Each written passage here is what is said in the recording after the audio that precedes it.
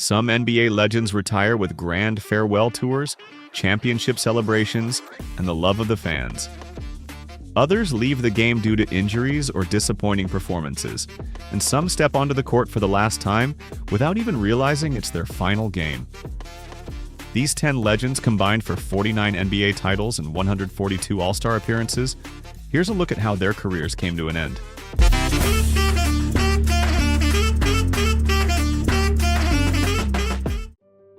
Shaquille O'Neal. Towards the end of his career, Shaquille O'Neal was far from his dominant prime, as injuries and conditioning struggles limited his impact on the court. In his final season with the Boston Celtics, he averaged just 9 points per game and was sidelined for most of the year, appearing in only 37 regular season games. Despite not being fully healthy, Big Diesel was determined to contribute in the playoffs. He finally got his chance in the second round against the Miami Heat, but his return was short-lived. After playing just 3 minutes, his Achilles gave out, bringing his legendary Hall of Fame career to an abrupt end. In his final game, Shaq didn't even score, a quiet exit for one of the most dominant forces the game has ever seen. Michael Jordan. Most players retire once, but Michael Jordan did it 3 times. His first retirement came in 1993 after winning his 3rd championship. He returned, then retired again in 1998 after the iconic Last Dance, which turned out not to be his last after all. In 2001, missing the game, MJ laced up once more, joining the Washington Wizards. Though he was no longer Air Jordan, he was still good enough to average 20 points per game in his final 2 seasons. But as he reached 40 years old, it was time to step away for good and let Father Time remain undefeated. With the Wizards missing the playoffs, everyone knew his final game would be a regular season matchup against Allen Iverson and the Philadelphia 76ers. The arena was packed with media, celebrities, and NBA legends, all there to celebrate Jordan's legendary career. However, unlike Kobe Bryant's epic farewell, MJ's last game wasn't as magical on the court. He finished with 15 points on 6 of 15 shooting, and the Wizards lost 107-87. A quiet ending to an otherwise legendary career. Wilt Chamberlain. In the 1972-73 season, Wilt Chamberlain was still a dominant force, averaging 13.2 points, a league-leading 18.6 rebounds, and an incredible 73% shooting. He also set a field goal percentage record that stood for 47 years, until Mitchell Robinson broke it in 2020 by shooting 74%. With Jerry West by his side, Wilt helped lead the Los Angeles Lakers back to the NBA Finals, where they faced the New York Knicks, their opponents from the previous season. But this time, the Knicks got their revenge, winning their second and still last NBA championship. Sorry, Knicks fans. Although Wilt didn't realize it at the time, this would be his final NBA game. He went out with a dominant 23 points and 21 rebounds, leaving the game as one of the greatest big men of all time. Larry Bird. Larry Bird played his final basketball game in the gold medal match against Croatia at the 1992 Olympics, but his last NBA game took place a few months earlier in the second round of the playoffs. At 35 years old, Bird was battling severe back issues, which limited him to just 45 regular season games. Despite needing 2 hours of stretching before every game just to move properly, he still averaged an impressive 20.2 points, 9.6 rebounds, and 6.8 assists, earning his 12th All-Star selection in 13 seasons. In the Eastern Conference semifinals, the Boston Celtics faced the Cleveland Cavaliers. Bird missed the first 3 games, just as he had in the opening round sweep of Indiana, but the Celtics still managed to push the series to Game 7. However, the aging and injury-riddled team couldn't keep up, losing in a blowout. In his final NBA game, Bird finished with 12 points, 5 rebounds, and 4 assists in 30 minutes, spending much of his time on the sidelines stretching his aching back, marking the bittersweet end to a legendary career. Kobe Bryant. During the 2015-2016 season, Kobe Bryant announced his retirement in the most poetic way, literally. He published Dear Basketball, a heartfelt tribute to the game that shaped his life.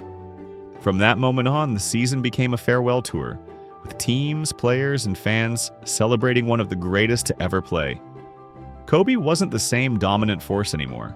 The Lakers struggled, and he averaged 16 points per game on 35% shooting. The flashes of the Mamba were rare, but his legacy was already secured. Then came one last challenge. On Inside the NBA, Shaquille O'Neal told Kobe, "Can you do me a favor? Get 50 in your last game." Kobe laughed it off, saying, "No way." But then it happened. On April 13, 2016, at a packed Staples Center, surrounded by his family, celebrities, and a roaring crowd, Kobe delivered a farewell like no other. After missing his first 5 shots, he found his rhythm. By the end of the third quarter, he had 37 points, a miracle in itself. But he wasn't done. In the fourth quarter, Kobe did what he had done his whole career. He took over. He scored 23 more points, single-handedly outscoring the entire Jazz team in the quarter. And this wasn't a meaningless game. Utah was still fighting for a playoff spot. Every bucket was real, every moment electric. With 4 seconds left, Kobe checked out of the game to a standing ovation, having just dropped 60 points, the most ever in a player's final game. No one before him had even scored 30 in their farewell. Then, with all eyes on him, Kobe took the mic, smiled, and said his final words to the game he loved. "Mamba out." Tim Duncan's. We didn't know for sure that Tim Duncan's final game had arrived, but we all had a feeling. At 40 years old, Duncan entered the 2016 playoffs after the least productive season of his career. Just a year earlier, he was still an all-star and all-NBA player. But in 2016, the effects of age were undeniable. He averaged just 8 points per game, and his mobility and athleticism had faded. In the second-round series against the Oklahoma City Thunder, Duncan struggled. But in what would be his final game, he turned back the clock one last time. He put up 19 points, 5 rebounds, and a block, his best performance of the playoffs. Then, as he left the floor and walked to the locker room, quietly without any fanfare, he raised his hand in the air, a subtle yet powerful signal that he had just stepped off an NBA court for the last time. Kareem Abdul-Jabbar. Kareem Abdul-Jabbar had one of the longest and most successful careers in NBA history, remaining productive well into his 40s. After winning back-to-back championships with the Lakers in 1987 and 1988, he announced that the 1989 season would be his last. His final year became a farewell tour, with teams across the league honoring one of the most dominant players to ever step on the court. The regular season finale at the Forum was a special moment. Pat Riley, Magic Johnson, and others gave heartfelt speeches. Kareem's son sang the national anthem, and the Lakers even gifted him an oversized rocking chair as a tribute to his legendary career. But his true final game came in the 1989 NBA Finals against the Detroit Pistons, who were determined to get revenge after losing to the Lakers the previous year. With Magic Johnson injured and Kareem at 42 years old, LA struggled and was ultimately swept. In 4 games, Kareem averaged 12.5 points and 5 rebounds, and in his last game, he finished with 7 points and 3 rebounds. A quiet end to an extraordinary career. Magic Johnson. Magic Johnson shocked the world in 1991 when he abruptly retired from the NBA after being diagnosed with HIV. At just 31 years old, he was still in his prime, having just led the Lakers to the NBA Finals against the Chicago Bulls. But Magic couldn't stay away from the game he loved. He returned for the 1992 All-Star Game, delivering an emotional performance that earned him MVP honors. Later that summer, he was part of the iconic Dream Team at the Olympics. He even considered making a full NBA comeback in 1993, but after concerns from some players about competing against someone with HIV, he decided against it. After a brief stint as Lakers head coach in 1994, Magic finally made his return as a player in 1996. Though he was heavier and slower, he still had plenty of magic left. Playing as a power forward, he averaged 14.6 points, 6.9 assists, and 5.7 rebounds, leading the Lakers to a 22-10 record in his 32 games. However, his comeback didn't have a storybook ending. The Lakers lost in the first round of the playoffs, with internal issues affecting the team. In his final NBA game, Magic recorded 8 points, 5 rebounds, and 5 assists in 30 minutes.